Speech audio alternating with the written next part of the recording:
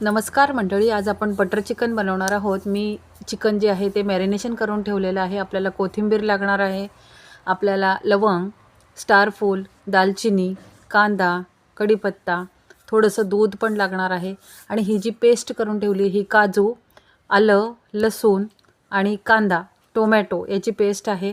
आपण readymade butter chicken मसाला वापरणार आहे, तो आपण दुधामध्ये भिजवून घेणार आहोत।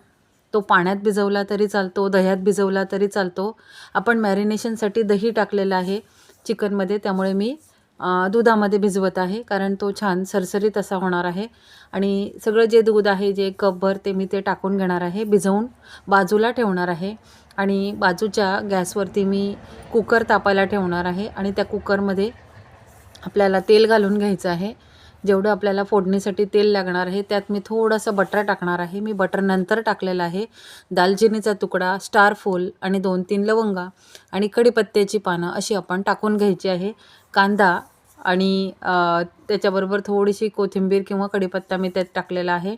आणि जी आपण पेस्ट करून घेतली होती, काजू, कांदा, आलं, लसूण, टोमॅटो, ती पेस्ट मी आता त्या बटर आणि त्या तेलावरती परतून घेणार आहे। आणि जी आपण दुधामध्ये भिजवून घेतलेला जो बटर चिकन मसाला आहे, तो सुद्धा त्या तेलावरती आपण परतून घेणार आहे। थोडंसं कोथिंबीर टाकणार आहोत आपण फोडणीमध्ये, म्हणजे त्यांनी छान स्वाद येतो।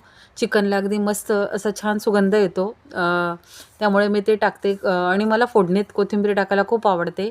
हा घरगुती लाल मसाला आहे, तो 4 ते 5 चमचे मी टाकणार आहे। हा अगदी फिक्का मसाला आहे, मी हा रंगासाठी म्हणून वापरते। त्यात मी लाल काश्मीरी मिरची जास्त प्रमाणात टाकलेली आहे, भाज्यांना रंग यावा हाच माझा त्या मसाल्यामागचा उद्देश आहे।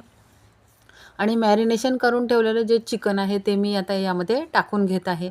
छान मस्त परतून घ्यायचं आहे। परतून घेतलं की सगळा मसाला त्याला लागतो। आणि बाजूला किटलीमध्ये मी गरम पाणी करायला ठेवलेलं आहे। आपल्याला जेवढं पातळ हवं आहे तेवढं आपण टाकायचं आहे। थोडीशी कोथिंबीर जी आपण ठेवली होती ती पण मी यात टाकून घेतलेली आहे। थोडंसं पाणी टाकलेलं आहे आणि चवीनुसार मीठ टाकलेलं आहे। मी मीठ आता थोडंसंच टाकलेलं आहे, कारण मॅरिनेशन करतानासुद्धा मी मीठ टाकलेलं आहे, त्यामुळे मी आता अगदी थोडं मीठ टाकलेलं आहे। सफिशियंट असं पाणी, गरम पाणी टाकून घेतलेलं आहे आणि 2 शिट्या मी काढून घेतलेल्या आहे। 2 शिट्या काढून झाल्यानंतर छान चमचमीत आणि झणझणीत असं बटर चिकन बनवून तयार आहे। जर तुम्ही सरोज वर्ल्डला जर सबस्क्राईब केलं नसेल आणि तुम्ही रेसिपी पाहत असाल आणि रेसिपी जर तुम्हाला आवडली असेल आणि माझ्या चॅनलला जर सबस्क्राईब केलं नसेल तर लवकरात लवकर सबस्क्राईब करा। अशाच छान छान रेसिपी मी तुम्हाला दाखवत राहणार आहे। तुम्हाला जर माझी रेसिपी आवडली असेल तर रेसिपी तुमच्या मित्रमैत्रिणींमध्ये शेअर करा।